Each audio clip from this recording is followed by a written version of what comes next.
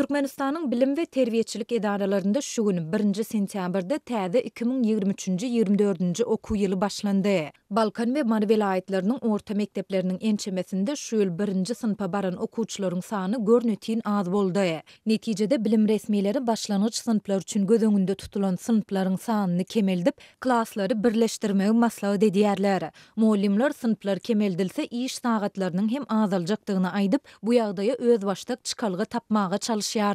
Geçen ýyllarda başlanyç synplaryň her birinde 30-35 sany okuwçy bolýardy. Bu ýyl köp muallim başlanyç synplarda okuwçylaryň azdygyny, hatda käbir synplarda olaryň sanynyň 20 çaga hem yetmeýändigini aýdýarlar diýip, ýagdaýlardan habarly Marly Çeşmämiz aýtdy. Azatlyk radiosynyň Balkandaky habarçysy şuňa meňdeş ýagdaýa ýurdun Günbatar vilayetinde hem synlasa bolýandygyny aýdyp, şu ýyl Sewitiň iri şäherlerindäki mekdepleriň köpüsinde 1-nji synpa başlan okuwçylaryň sanynyň geçen ýyl bilen deňişdirilende 40-50 göterim az bolandygyny habar berýär.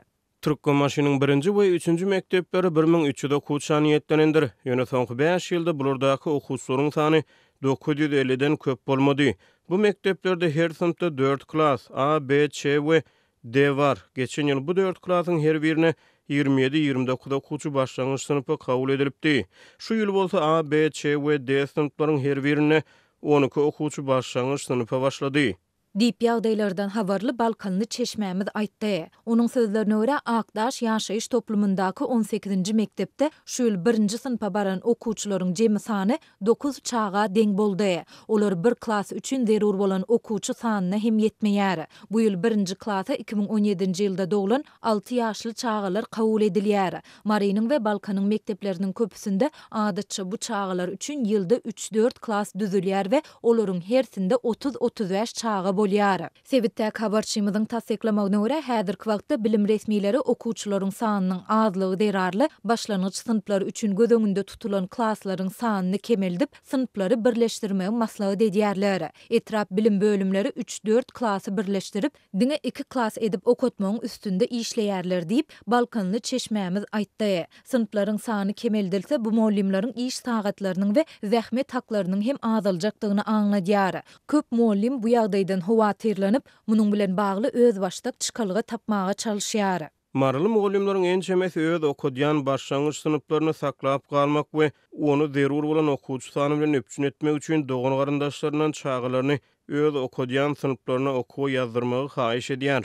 Diýip habarçymyz aýtdy. Azatlyk bu ýagdaýlar barada yerli bilim bölümlerinden we agzalýan mekteplerden resmi kommentari alyp bilmedi. Ýöne bu maglumatlar Türkmenistanda 1-nji synpa barýan okuwçylaryň sanynyň bir ýylda 2 hesse azalandygyny görkezýän resmi sanlaryň halk köpçüligine ýetirilmeginiň ideýanyna gabat geldi. 30 awgustda ýarym resmi Orient neşri Türkmenistanda täze 2023-24 okuw ýylynyň ilkinji gününde 76 000den gowrak çaganyň 1-nji synpa okuwa barýandygyny ma'lum etdi. Bu san 2022-nji ýylda 159 000den hem köpdi. Jemgyýetdäki demografik proseslerden habar berýän bu resmi görkezüjiler ýurdun ilatynyň 7 milliondan geçendigi barada Türkmen häkimetleriniň yglan eden soňky sanlaryna ters gelýär. Türkmenistanda 2022-nji ýylyň 17-nji dekabrynda geçirilen ilat ýazywynyň netijeleri şu ýylyň iýulynda yglan edildi. Şonda azatlyň ýagdaýy bilýän we bireginden garaşsyz bir näçe çeşmesi Döwlet Statistika Komiteti tarapyndan neşir edilen sanlaryň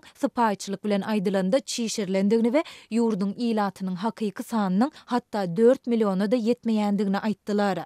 Mekteplere gatnaýan okuwçylaryň sanynyň az bolmagy habarçylarymyzyň we çeşmelerimiziň sözlerine görä Türkmenistanyň ilatynyň sanynyň köpelmän gaýtam ýyl-ýyldan azalýandygynyň ýene bir şaýadydyr. Okuwçy sanynyň ýyl saýyn azalmagy muallimlere bolan zerurlygyň hem kemelmegine getirýär. Mundan 5 ýyl odal İnglis we kimya sapaklar üçin muallim ýetişmän olaryň her biri 50 sagatdan okutmagy mezur bolýardy. Häzir bu muallimlere 12 sagatdan zordan ýetýär. Diýip Balkanly Çeşmämiz aýtdy. Habarçylarymyz täze oku ýylyna taýýarlyk işleriniň henizde dowam edýändigi barada hem maglumat berdiler. Mardak habarçymyz mektepleriň golaýyndaky ýollarda bejeriş işleriniň şol sanda piýadalar üçin geçelgeleriň renklenmeginiň dowam edýändigini aýtdy. Molimlaryň arasynda sapaklary dolu bölünmedik, sapaklarynyň tertibi düzülmedikler hem bar. Käbir molimler kän sapak aljak bolup mektep müdirine para berýärler diýip ýagdaýlardan habarly Marly Çeşmämiz aýtdy. Türkmenistanyň döwlet migrasiýa gullugy biometrik pasporta ýüz tutuluny sorulýan resmi namalara täze üýtgetmeleri girdi. Täze düzgüne laýyklykda Türkmenistanyň raýatynyň ýurtdan çökmek we ýurda girmek üçin daşary ýurt pasporty resmileşdirilenini Sowetler döwrüne berilen dogluş hakyna şahadatnamalary kabul edilmeýär. Azatlyk radiosynyň habarçysy Lewap welaýatyna soňky wagtlarda biometrik pasporta ýüz tutýan birnäçe raýata salgylanyp pasportlar resmileşdirilenini Sowetler döwrüne berilen rus dilli dogluş şahadatnamaly kabul edilmeýändigini we olaryň täzelenilmeginiň talap edilýändigini habar berdi. Dogluş hakyny şahadatnamalar rusça sözler bilen ýazylyp Sowet döwrüne berilen bolsa, şeýle şahadatnamalar biometrik pasport üçin zerur bolan resminamalaryň hataryny kabul edilmeýär. Täzelep gelmek soraýarlar. Diýip ýagdaýdan habarly bir Lewap ýaşaýjysy Azatlyk radiosynyň habarçysyna gurrun berdi. Türkmenistanyň döwlet migrasiýa gullugynyň resmi web sahypasyna görä biometrik pasporty almak ýa-da çalışmak üçin 3-4 ölçegde surat dogluş hakyny şahadatnama Türkmenistanyň raýatynyň pasporty ýadgydan çykan bolsa ýaşaýan ýeri barada kepilnama 65 ýaşa çenli bolan erkek raýatlar üçin harby bilet maşgala ýagdaýyny tasdiklaýan resmi namalar we eger bar bolsa başga ýurda degişdigini tasdiklaýan pasport sorulýar.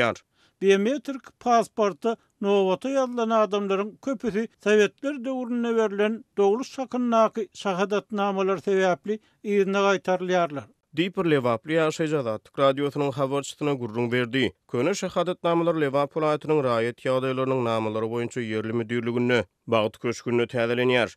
Yerli ýaşaýjylar dogluş hakyny resmi namalaryny täzeletmek üçin ilki başda Halk Bankyň yerli şahamçasyna 50 manat meşberini töle geçirýärler. Soňra bagyt köşküne baryp dogluş hakyny şahadatnamasynyň täzelenilmegi boýunça haýyş bilen ardaýadýar. Takminan bir hepdeniň içinde täze şahadatnama taýýar bolýar. Diýip yerli ýaşaýjylar. Biometrik pasportlaryny resmileşdirmek üçin Türkmenistanyň döwlet migrasiýa gullugynyň Lewap welaýatyna şahamçylaryna ýüz tutan raýatlaryň ençemesi täze düzgüniň SSR döwründen galan dogluş şahadatnamalaryna ýa bolan ähli raýatlaryň ýüz tutmalaryny öz içine alýanlygyny aýdýarlar. Azatlyk radiosu Türkmenistanyň raýatynyň ýurtdan çykmak we ýurda girmek üçin daşary ýurt pasportynyň resmileşdirilmegi boýunça girdilen täze talaplary barada döwlet migrasiýa gullugynyň tesbir alyp bilmedi. Türkmenistan 1991-nji ýylda Sowet Sosialistik Respublikalar Soýuzynyň dargamagy bilen garaşsyzlygyny aldy. Munyň ideýany ýurdu Sowet mirasynyň arasalamak şäherlerine bat berildi. Garaşsyzlygyň ideýany köçeleri, obalary, etraplary we şäherlere Sowetler döwrüne dakylan atlaryň ençemesi aýrylyp ýylatyny kotlaryň atlary milli häsiýetde türkmençeleşdirildi. Şeýle-de Türkmenistan 1990-njy ýyllaryň başlaryna desini Kiril elifbesini terk edip latin harflaryny kabul etdi. Garaşsyzlygyň ideýany Sowetler döwrüne raýatlary berilen gyzyl renkli pasportlaryň garaşy Türkmenistanyň pasportlary bilen çalşyrylmagyna ýol açyldy. Sehel wagtdan gyzyl pasportlar güýjüni ýitirdi. Bu arada Türkmenistanyň raýatlaryň daşary ýurt döwletlerine seýahat etmegini çäklendirmäge gönüktirilen emeli pätgeçilikler öz güýjünde galýar. Raýatlar daşary ýurt pasportlaryny resmileşdirmekde durly kynçylyklar bilen ýüzbe-ýüz bolýarlar. Galbertede daşary ýurtlarda ýaşaýan türkmenistanylar öz ýaşaýan ýurtlaryna ýerleşýän türkmen ilçixanalarynyň ýa-da konsulxanalarynyň üstü bilen biometrik pasportlaryny alyp ýa-da çalyşyp bilmeýärler. Raýatlaryň biometrik pasportlaryny resmileşdirmegi bilen bagly ýüzbe-ýüz bolan kynçylyklary, hususan türkmen migrantlarynyň köplük bolup ýaşaýan ýurtlarynyň biri bolan Türkiýede pasportlarynyň möhletde bolan ençeme Türkmenistanynyň bekanun ýagdaýa düşmegine alyp geldi. Türkmenistanda avtolog ýangyjynyň gytçylygy ýene güýçlendi. Ýurdun nebti gaýtadan işleýän iri karhanalaryň yerleşýän regionda Balkan vilayetinde dören bu ýagdaý barada Azatlyň yerli habarçylary 1-nji sentýabrda maglumat berdiler. Şuňlar Türkmen başyda Balkan awatda we Gyzylarbatda benzin bekatlarynda avtolog ýangyjy tas ýok diýen ýaly. Munyň bilen bir wagtda benzin guýulýan stansiýalarynda ýüzläp avtologlaryň owatlary emeli geldi diýip habarçymyz aýdýar. Balkan vilayetindäki habarçymyz soňky aýda ýüze çykan benzin benzin gytçylygynyň bir hepde bäri hasam güýçlenenligini soňky 2 gün bäri beketlerde ýangyjyň satylmaýanlygyny aýdýar. Onuň sözlerine görä sürüjüler öz ulaglary üçin ýangyjyň ugrunda benzin beketlerine aýlanýarlar we alarsyz nowata durup benziniň satylmagyna garaşmaly bolýarlar. Bu ýagdaý şäherlerdäki ula gatnawyna şolsanda jemgyýetçilik transportynyň işine yaramaz täsir etirýär.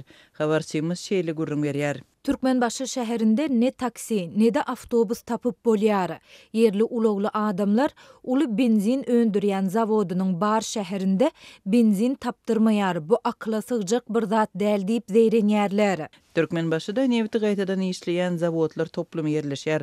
Zawodyň resmi web saytynda onuň nefti gaýtadan işlemekde dünýäniň öňde barjy kärhanalarynyň biridir hem onuň öndürýän neft we neft himiýa önümleriniň hiliniň ýokary gaýdylýar. Şeýle-de onuň Ýewropa, Aziýa, ýakyn gündäki döwletlerine eksport edilýänligi bellenýär. Ýurdun içerki bazarynda dören häzirki benzin gytçylygynyň sebäplerini bu kärhanadan we Balkan vilayatynyň häkimetlerinden resmi görnüşde anyklamak Azatlyk radiosuna başartmady.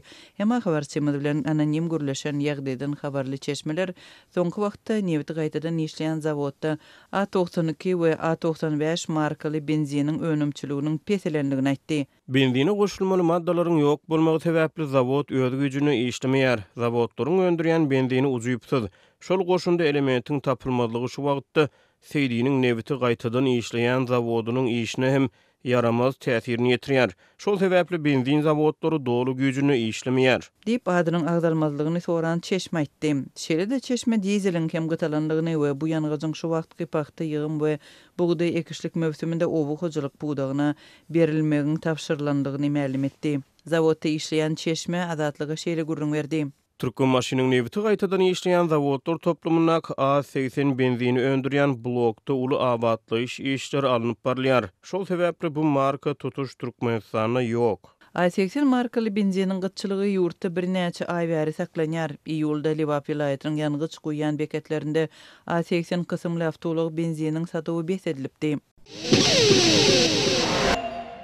Aşgabatyň döwlet dukanlarynda ilata yeňillikli bahadan satylýan un gaýtadan peýda boldy. Ýöne paýtagtlar unyň ýanyndan yaramlyk möhleti geçen önümi satyn almaga mejbur edilýärler. Döwlet dukanlary adam başyna 5 kilogram yerli uny satyp başladylar. 1 kilogramy 1 manat bolan unyň 5 kilogramy 5 manada düşýär. Ýöne dukan satyjylary öňkü heňinde işleýärler we aljylaryň hukuklaryny gödök bozýarlar diýip Azatlyk radiosynyň habarçysy 31 awgustda paýtagtdan maglumat berdi. Onun sözlerine göre dukan satıcıları unun yanından ulanyş möhleti geçen alma pavidlosyny satın almadık alıcılara unu satmaktan yüze gürýärler. Alıcılar alarsyz unu almak üçin 10 manatlyk alma pavidlosyny hem satın almaga mejbur bolýarlar. 5 manatlyk un 15 manada düşýär. Dip Aşgabatly ýaşaýjy gurrun berdi. Dukan satyjylary Türkmenistanyň Sowda we Daşary ykdysady aragatnaşyklar ministrliginiň garamagyndaky Abadan önümçilik kärhanasynyň harydy bolan önümiň näme sebäpden aljylara mejburi satylýandygyny düşündirmeýärler. Azatlygyň bu barada ministrlik we kärhana bilen telefon arkaly habarlaşyp kommentari almak synanşyklary hem oňy netije bermedi. Bu waka ýurtda şu ýylky galla hasylynyň netijeleri yglan edilmeden prezident Serdar Berdimuhammedowyň Türkmenistanda 2024-nji ýylda buğdaýyň bol hasylyny öndürmek hakyndaky karara gol çekmeginiň ideýanyna gabat geldi. 25-nji awgustda gol goýulan resminama laýyklykda Owa hojalyk ministrligine yerleriň kärenetçileri, peýdalanjylary we eýleri bilen şertnamalary baglaşmak esasynda vilayetlaryň häkimlikleri bilen bilelikde öňümüzdäki ýylyň hasyly üçin ýurt boýunça bellenen meýdana buğday ekip değişli möçörde hasyl almagy üpçün etmek tawşyryldy. Ýöne onuň jikme-jiklikleri aýdyňlaşdyrylmady. Şol ýurt boýunça 1.400.000 tonna buğday hasylyny almak gözüňde tutulýardy. Häkimetler adatça ýurtda buğday planynyň dolu ýerine ýetirilendigini iýulyň ahirinde yglan edýärler. Ýöne hökümet we resmi media bu ýylky galla plan boşnamasynyň ýerine ýetirilendig ýa ýetirilmändig barada häzirçenli kelam agyz aýtman gelýär. Türkmenistanda dowam edýän ýeti ykdysady kynçylyklaryň arasynda soňky ýyllarda ýurdun döwlet dukanlarynda ilata yeňillikli bahadan satylýan unyň we çöregiň gytçylygy saklanyp galýar.